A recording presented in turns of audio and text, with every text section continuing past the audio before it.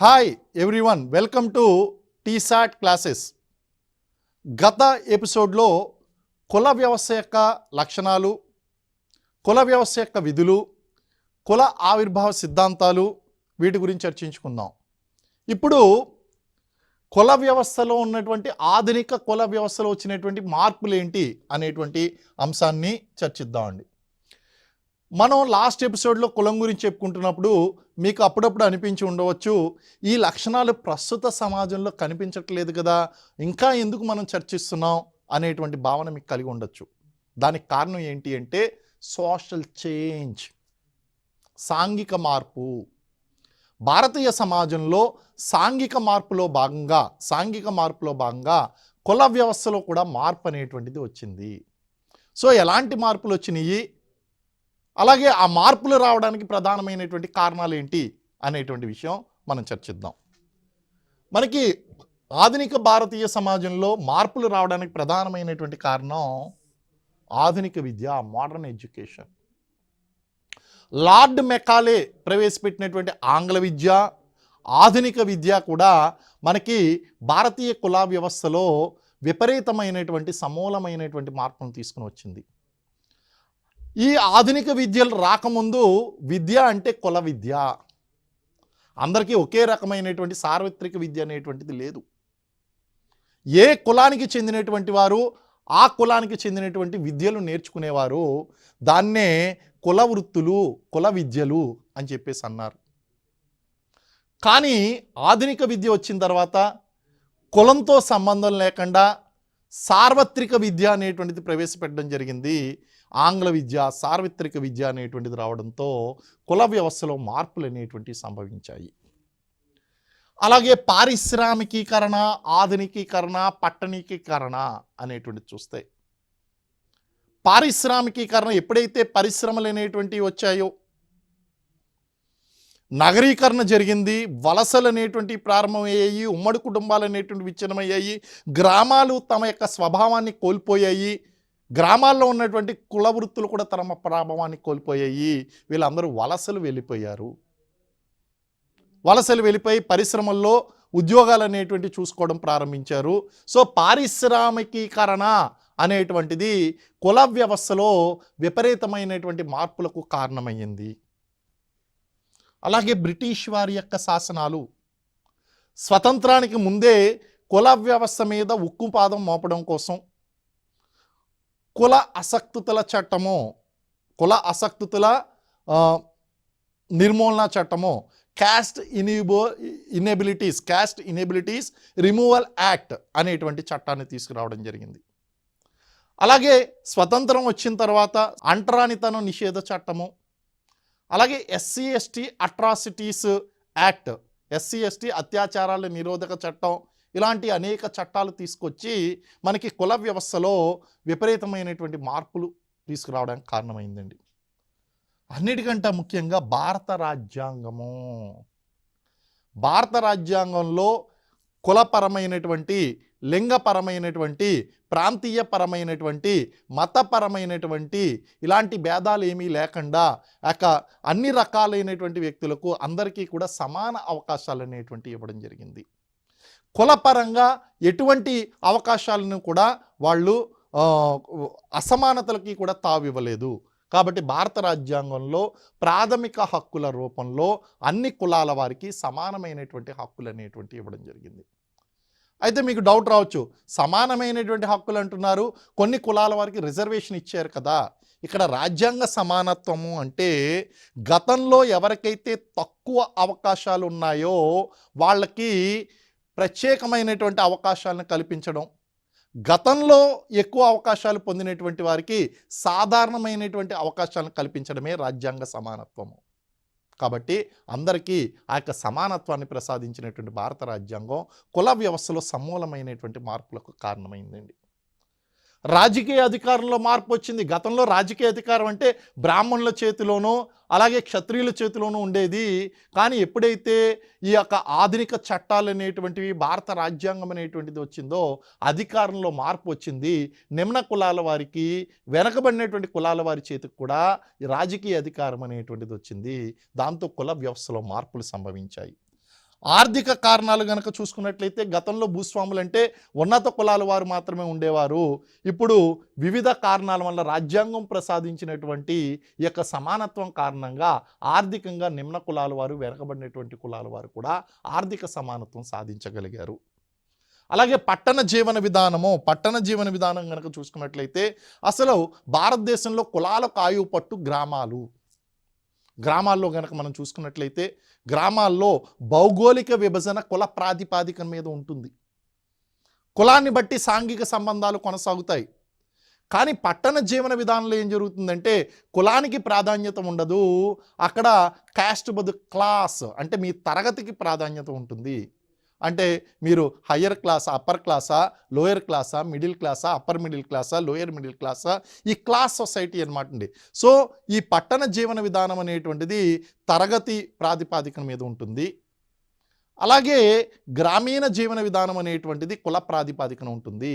ప్రస్తుతం పట్టణ జీవన విధానంలో కులానికి ఎటువంటి ప్రాముఖ్యత లేదు.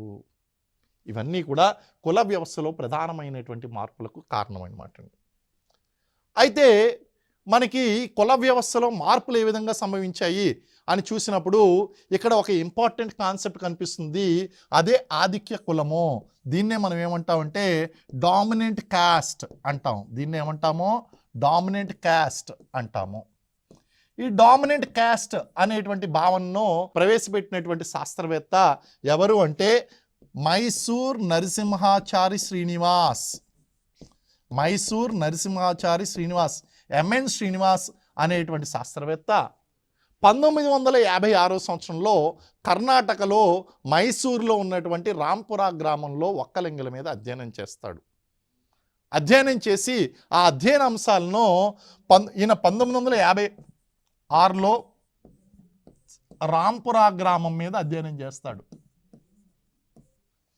అధ్యయనం చేసి ఆ అధ్యయన అంశాలను 1959లో మనకి ఇంటర్నేషనల్ ఆంథ్రపాలజికల్ మ్యాగజైన్ ఏదైతే ఉందో anthropological survey of American anthropologist అనేటువంటి అంతర్జాతీయ పత్రికలో ఈ వ్యాసాన్ని ప్రచురింపజేస్తాడు. ఆ వ్యాసం పేరు ఏంటి అంటే the dominant cost in village Rampura అనేటువంటి అధ్యయన అంశాన్ని తీసుకుంటాడు. The dominant cost in village Rampura.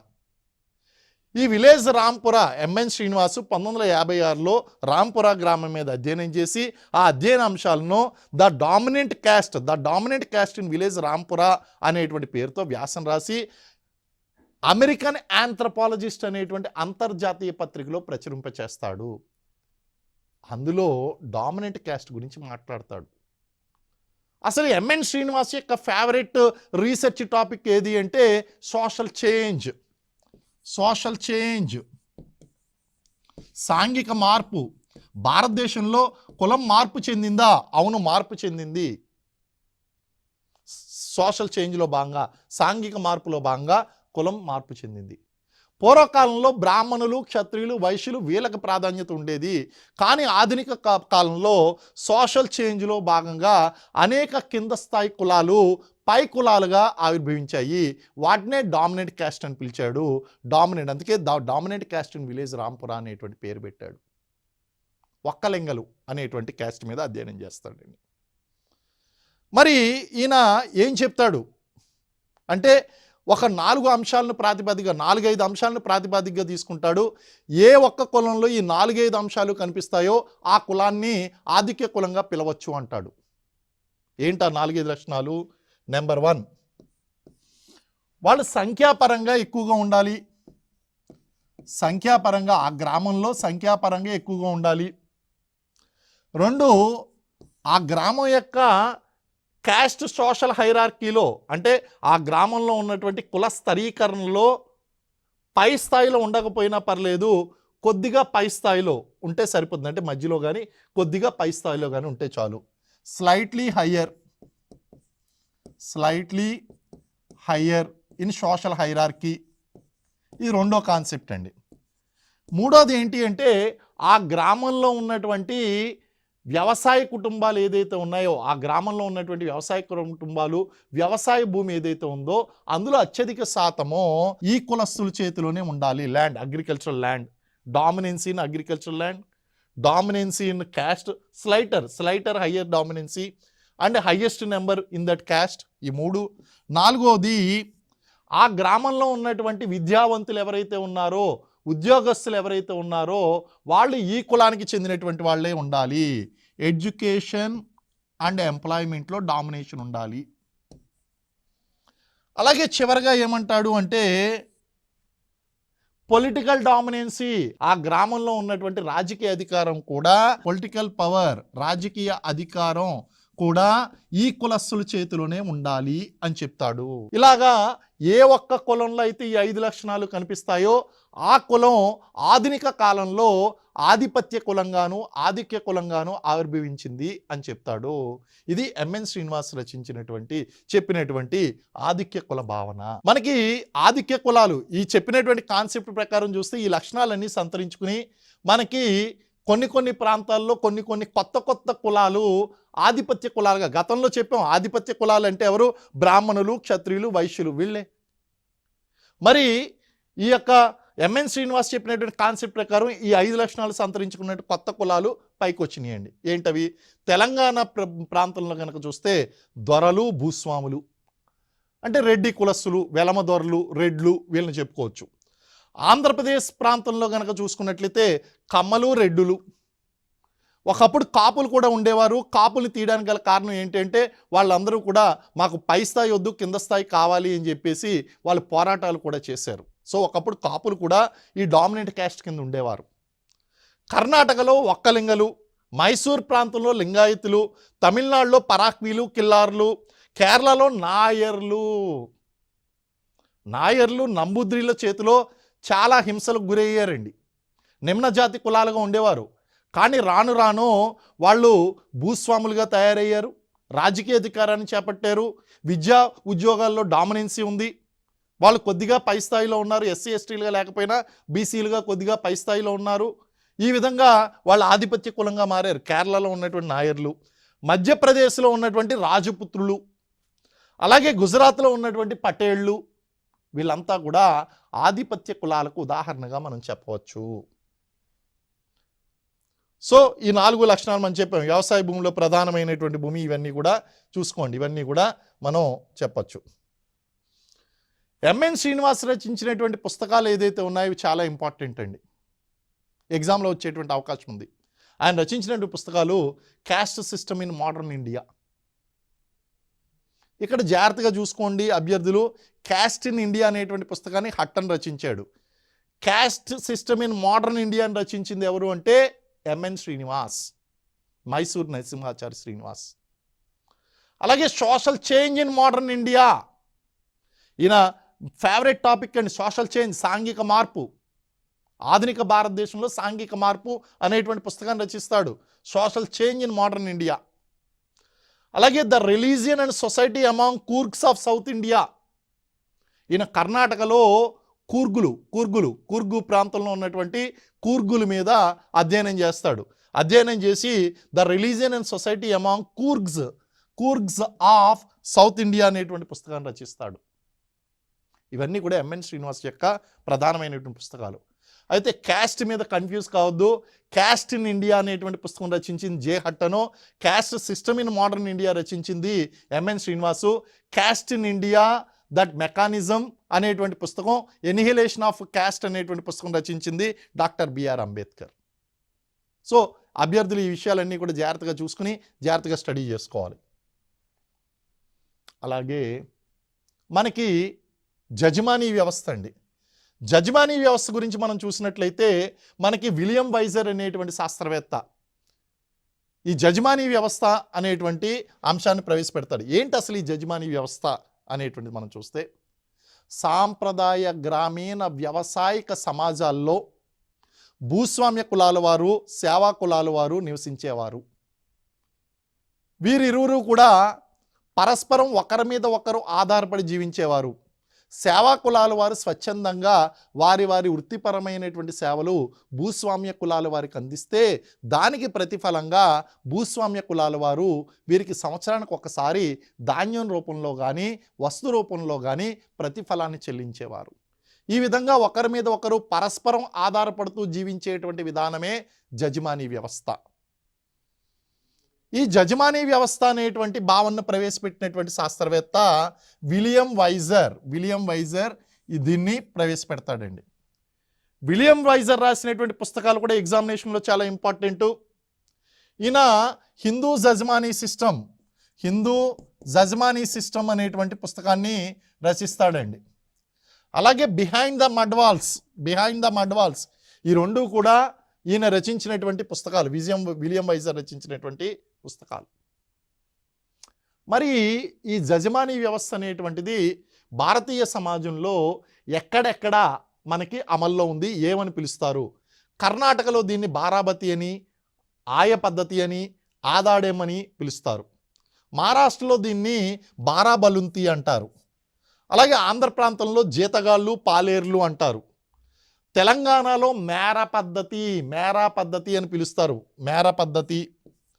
అలాగే ఒరిస్సాలో గోటి, అయితే గోటి అనేటువంటిది వెట్టి చాకరీ కింద వస్తుందని గతంలో కూడా మనం మాట్లాడుకున్నాం. అలాగే గుజరాత్లో జనౌరి అని చెప్పేసి పిలుస్తారు. ఇవన్నీ కూడా జజమానీ వ్యవస్థకు ఉన్నటువంటి వివిధ రకాలైనటువంటి పేర్లు. అయితే జజమానీ వ్యవస్థకు సంబంధించినటువంటి వివిధ శాస్త్రవేత్తలు చేసినటువంటి అధ్యయనాలు కనుక మనం చూసినట్లయితే మనకి విలియం వైజర్ 1936లో అక్కడ ఉత్తరప్రదేశ్లో కరీంపురి గ్రామంలో, అంటే మెయిన్పురి జిల్లా కరీంపురి గ్రామంలో ఆయన అధ్యయనం చేస్తాడు. మీకు ఆల్రెడీ చెప్పాను, ఎంఎన్ శ్రీనివాసు మైసూర్లో రాంపురా గ్రామంలో అధ్యయనం చేశాడు. అలాగే విలియం వైజర్ కనుక మనం చూసుకున్నట్లయితే మనకు ఉత్తరప్రదేశ్లో మెయిన్పురి జిల్లాలో కరీంపూర్ గ్రామంలో అధ్యయనం చేస్తాడు.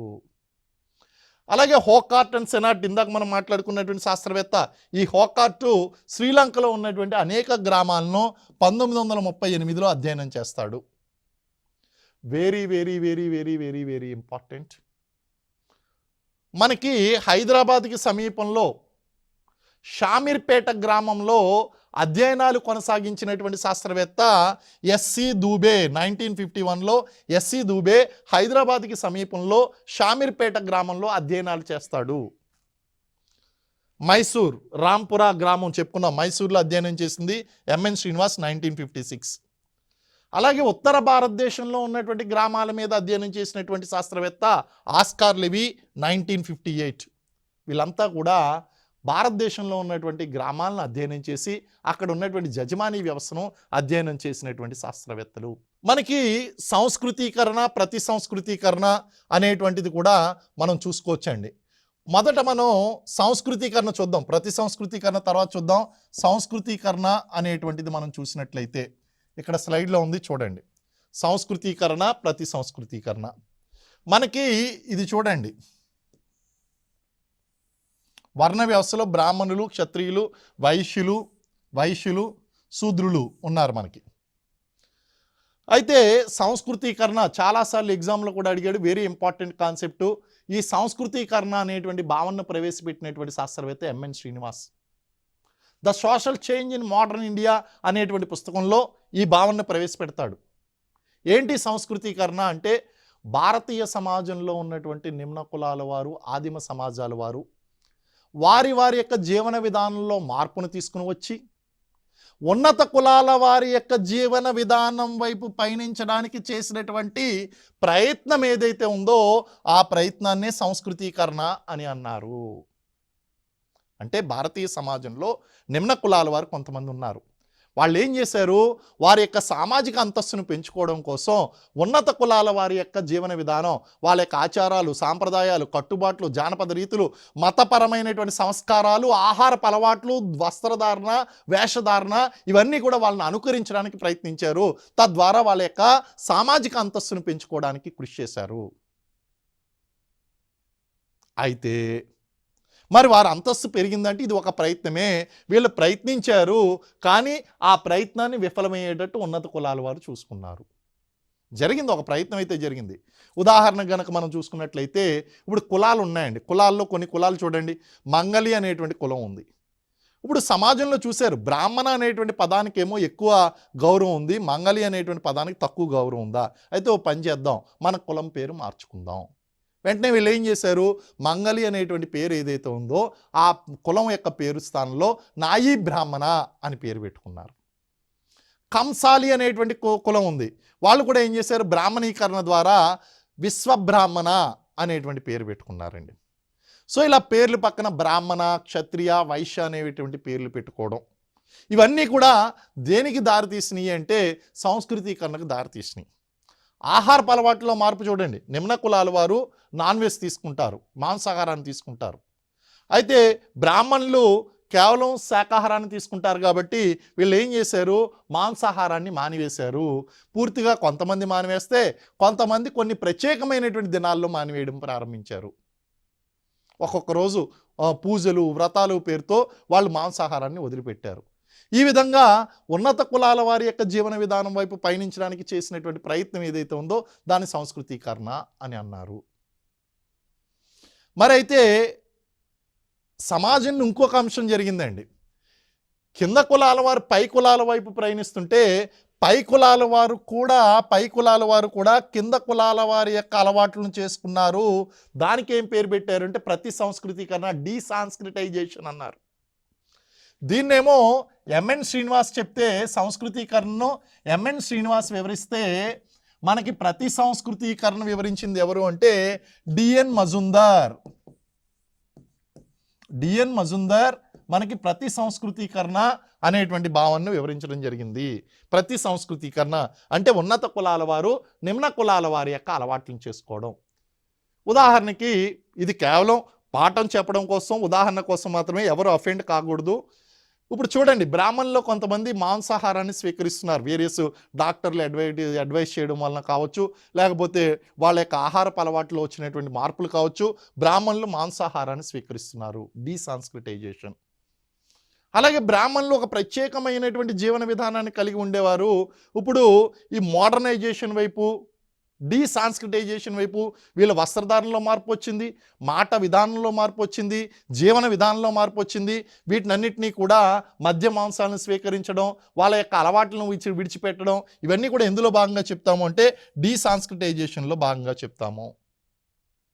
సో భారతీయ సమాజంలో మార్పు అనేటువంటిది రెండు రకాలుగా జరుగుతుంది. కింద కులాల వారు పై కులాల వారి యొక్క ఆహారపు అలవాట్లను, జీవన విధానాన్ని స్వీకరిస్తున్నారు. పై కులాల వారు కింద కులాల వారి యొక్క అలవాట్లు కూడా స్వీకరిస్తున్నారు. కింద కులాల వారు పై కులాల వారిని అనుకరిస్తే అది సంస్కృతీకరణ, పై కులాల వారు కింద కులాల వారిని అనుకరిస్తే అది ప్రతి సంస్కృతీకరణ. ఇందులో వేరియస్ మోడల్స్ ఉంటాయి. ఈ అనుకరించినప్పుడు బ్రాహ్మణుల్ని కనుక అనుకరిస్తే అది బ్రాహ్మణిక్ మోడల్, క్షత్రియులను కనుక అనుకరిస్తే అది క్షత్రియ మోడల్, వైశ్యులను అనుకరిస్తే అది వైశ్య మోడల్. ఇలాగా కింద కులాల్లో ఉన్నటువంటి వాళ్ళు పై కులాలను అనుకరిస్తున్నారు. తద్వారా వాళ్ళ యొక్క సామాజిక అంతస్తును పెంచుకోవడానికి ప్రయత్నించడం ద్వారా సాంఘిక మార్పు అనేటువంటి జరుగుతుంది. కుల వ్యవస్థలో మార్పు వచ్చిందండి. సరే అండి, పాశ్చాత్యీకరణ భారతీయ సమాజం ఎలా మార్పు చెందుతుంది అంటే ఈ పాశ్చాత్యీకరణ, దీన్నే వెస్టర్నైజేషన్ అంటాం. దీన్నేమంటాం? వెస్టర్నైజేషన్. అంటే ఏంటి? భారతీయ సంస్కృతి స్థానంలో పాశ్చాత్య దేశాల వారి యొక్క సంస్కృతిని ప్రవేశపెట్టినట్లయితే, అనుకరించినట్లయితే అదే పాశ్చాత్యీకరణ. మరి పాశ్చాత్యీకరణ, వెస్టర్నైజేషన్ అనేటువంటి భావనను ప్రవేశపెట్టినటువంటి శాస్త్రవేత్త ఎవరు అంటే అగైన్ ఎంఎన్ శ్రీనివాసు పాశ్చాత్యీకరణ అనేటువంటి భావనను ప్రవేశపెట్టాడు. ఏంటి ఈ భావన అంటే ఏంటి? భారతీయ సంస్కృతి స్థానంలో పాశ్చాత్య దేశాల సంస్కృతి. ఉదాహరణ చెప్పండి. ఈరోజు మన వస్త్రధారణ చూడండి. భారతీయ వస్త్రధారణ అంటే పంచె కట్టుకోవడం, లాల్చీ వేసుకోవడం, ఇది భారతీయ వస్త్రధారణ. చీర కట్టుకోవడం, హాఫ్ శారీ వేసుకోవడం, ఇవి మన భారతీయ వస్త్రధారణలు. మరి పాశ్చాత్య వస్త్రధారణలు సూటు బూటు వేసుకోవడం, జీన్ ప్యాంట్లు ధరించడం, టీ షర్ట్లు వేసుకోవడం, అలాగే స్త్రీలు కూడా వివిధ వస్త్రధారణలు చేయడం, ఇవన్నీ కూడా పాశ్చాత్యీకరణలో భాగం. అలాగే భాషలో మన ఇండియన్ లాంగ్వేజెస్ మాట్లాడితే అది భారతీకరణ, కానీ యూరోపియన్ లాంగ్వేజెస్ మాట్లాడుతున్నాం, మనం ఇంగ్లీష్ మాట్లాడుతున్నాం, వెస్టర్నైజేషన్. ఆహారపు అలవాట్లు చూడండి, మన భారతీయ వంటల స్థానంలో పిజ్జాలు, లేకపోతే బర్గర్లు, ఇవన్నీ ఇంగ్లీష్ ఫుడ్ అండి. French food, English food, Italian, Japanese, Chinese, ఇవన్నీ వెస్టర్న్ కంట్రీస్, అంటే పాశ్చాత్య దేశాల వారి యొక్క, అంటే ఈ చైనీస్ కాంటినెంటల్, ఇవన్నీ కాంటినెంటల్లోకి వస్తాయి. మీరు యూరోపియన్ కంట్రీస్ చూసుకోండి. పాశ్చాత్య దేశాలు అంటే పశ్చిమ దేశాలు, పశ్చిమ సైడ్ ఉన్నటువంటి దేశాలు. ఆ యూరోపియన్ కంట్రీస్ అన్నింటినీ కనుక మనం తీసుకున్నట్లయితే వాళ్ళ యొక్క ఆహారపు అలవాట్లు, స్పెషల్ ఫుడ్ హ్యాబిట్స్ అనేటువంటివి ఉంటాయి. సో ఈ విధంగా మన యొక్క జీవన విధానంలో పాశ్చాత్య దేశాల వారిని గనక అనుకరించినట్లయితే దాన్ని వెస్టర్నైజేషన్ అని చెప్పేసి అంటాం, పాశ్చాత్యీకరణ అంటాం. ఆధునికీకరణ అంటే modernisation, this is called modernisation. ఇది కూడా ఎంఎన్ శ్రీనివాసే చెప్తాడండి. మోడర్నైజేషన్ సాంప్రదాయ పద్ధతుల స్థానంలో సాంకేతిక పద్ధతులను ప్రవేశపెట్టినట్టయితే, if you are introducing technical methods in place of conventional methods is called modernisation. అంటే సాంప్రదాయ పద్ధతులు, మనం ఏదైనా సరే ఎక్కడికైనా వెళ్ళాలి అంటే నార్మల్ పద్ధతిలో వెళ్ళడం వేరు, లేదా ఎవరినైనా అడిగి వెళ్ళడం. అదే కనుక ఆధునికీకరణ పద్ధతి అంటే గూగుల్ మ్యాప్ తీసుకోండి, డెస్టినేషన్ మార్క్ చేసుకోండి, రూట్ మ్యాప్ పట్టుకుని వెళ్ళండి. అంటే మన జీవన విధానంలో అనేక అంశాలు మనకి టెక్నికల్గా అప్గ్రేడ్ అయ్యాం.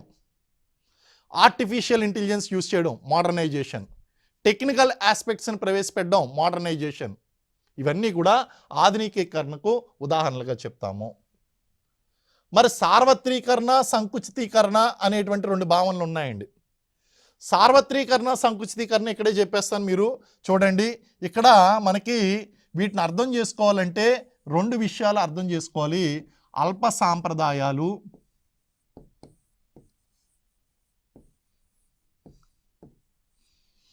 అనల్ప సాంప్రదాయాలు. అనల్ప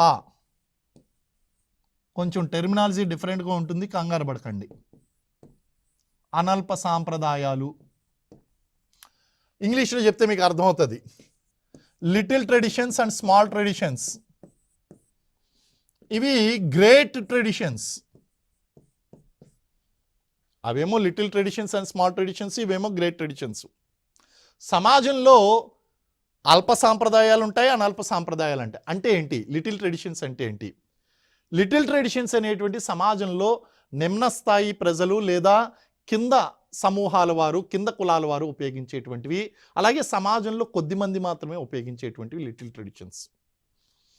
అనల్ప సాంప్రదాయాలు లేదా గొప్ప సాంప్రదాయాలు అంటే సమాజంలో పెద్ద కులాల వారు, సమాజంలో ఉన్నటువంటి అన్ని ప్రాంతాల వారు, అన్ని కులాల వారు ఉపయోగించేటువంటివి అనల్ప సాంప్రదాయాలు. మనకి సామాజిక గమనంలో ఏం జరుగుతుంది అంటే అల్ప సాంప్రదాయాలు అనల్ప సాంప్రదాయాలుగా మారతాయి over a period of time. అలాగే అనల్ప సాంప్రదాయాలు అల్ప సాంప్రదాయాలుగా మారతాయి. అంటే ఏంటండి? Little traditions will become great traditions and great traditions will become little traditions. అంటే ఎగ్జాంపుల్ ఎలా చెప్పాలి మీకు? ఉమ్మడి ఆంధ్రప్రదేశ్లో చూడండి. ఉమ్మడి ఆంధ్రప్రదేశ్లో మనకి ఉన్నప్పుడు బతుకమ్మ బోనాల పండుగకి పెద్దగా ప్రాధాన్యత అనేటువంటిది ఇవ్వలేదు. దాన్ని తెలంగాణ ప్రాంతంలో జరిపేటువంటి పండుగగానే దాన్ని తీసుకున్నారు తప్ప దాన్ని పెద్దగా అంతగా ప్రాధాన్యత ఇచ్చినటువంటి దాఖలాలు మనకు కనిపించలేదు. కానీ ఎప్పుడైతే మనకి ఉద్యమ చరిత్రలో భాగంగా, ఉద్యమంలో భాగంగా ఈ సాంస్కృతిక చైతన్యం అనేటువంటి చాలా ముఖ్యం, అందులో బతుకమ్మ పండుగకు, బోనాల పండుగకు ప్రత్యేక స్థానం ఇవ్వడం జరిగింది. ఇక్కడ బతుకమ్మ పండుగ కనుక చూస్తే తెలంగాణ వచ్చిన తర్వాత the floral festival of Telangana, Telangana పూల పండుగ అన్నారు. రాష్ట్ర పండుగగా దాన్ని జరుపుకున్నారండి. అంటే తెలంగాణ ఆవిర్భవించక ముందు బతుకమ్మ పండుగ అనేటువంటిది ఒక అల్ప సాంప్రదాయము. తెలంగాణ ఆవిర్భవించిన తర్వాత అది అనల్ప సాంప్రదాయము. ప్రభుత్వ ఆఫీసుల్లోనో, ఇటు గ్రామాల్లోనే కాదు, పట్టణాల్లోనే కాదు, ఆ 9 రోజులు కూడా మనకి బతుకమ్మ పండుగను జరుపుకోవడం అనేటువంటిది కనిపిస్తుంది. రాష్ట్ర ప్రభుత్వం, ప్రభుత్వ కార్యాలయాల్లో కూడా దాని బతుకమ్మ పండుగను సెలబ్రేట్ చేస్తుంది. It's become a great tradition అండి. అలాగే కొన్ని అనల్ప సాంప్రదాయాలు, గొప్ప సాంప్రదాయాలు చిన్న సాంప్రదాయాలుగా మారిపోతాయి. ఒకప్పుడు వివాహం ఎన్ని రోజులు జరిగేదో మీరు చూడండి, 5 రోజులు వివాహాలు. మరి తర్వాత కాలంలో ఏం జరిగింది? వివాహం 3 రోజులు, 2 రోజులు, 1 రోజు, 1 గంట వివాహం. తగ్గిపోయినాయి. అందులో ఉన్నటువంటి ప్రొసీజర్స్, రిచువల్స్ అన్నీ తగ్గిపోయినాయండి. సో ఇలాగా ట్రెడిషన్స్ అనేటువంటి చిన్నవి అయిపోతున్నాయి. ఇప్పుడు దీనికి ఒక పేరు ఇద్దాం. అల్ప సాంప్రదాయాలు అనల్ప సాంప్రదాయాలుగా మారితే దాన్ని సార్వత్రీకరణ అన్నారు. యూనివర్సలైజేషన్, సార్వత్రీకరణ అన్నారు. అలాగే గొప్ప సాంప్రదాయాలు చిన్న సాంప్రదాయాలుగా మారిపోతే పెరాకులైజేషన్, సంకుచితీకరణ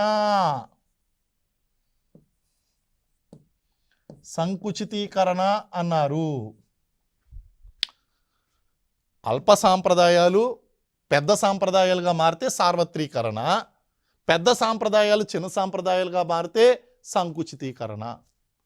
సమాజంలో సాంఘిక మార్పు అనేటువంటిది ఈ రెండు రకాలుగా కూడా జరుగుతుంది. సో ఆ విధంగా కనుక మనం చూసుకున్నట్లయితే కుల వ్యవస్థలో కూడా పెద్ద సాంప్రదాయాలు చిన్న సాంప్రదాయాలు అనేటువంటి విషయంలో మార్పులు వస్తున్నాయి. ఇది మనకి కుల వ్యవస్థలో ఉన్నటువంటి వివిధ రకాలైనటువంటి మార్పులు, వివిధ సాంఘిక మార్పులు. సో నెక్స్ట్ ఎపిసోడ్లో మరిన్ని అంశాల మీద, కుల వ్యవస్థ మీద మనం చర్చించుకుందాం. Thank you very much.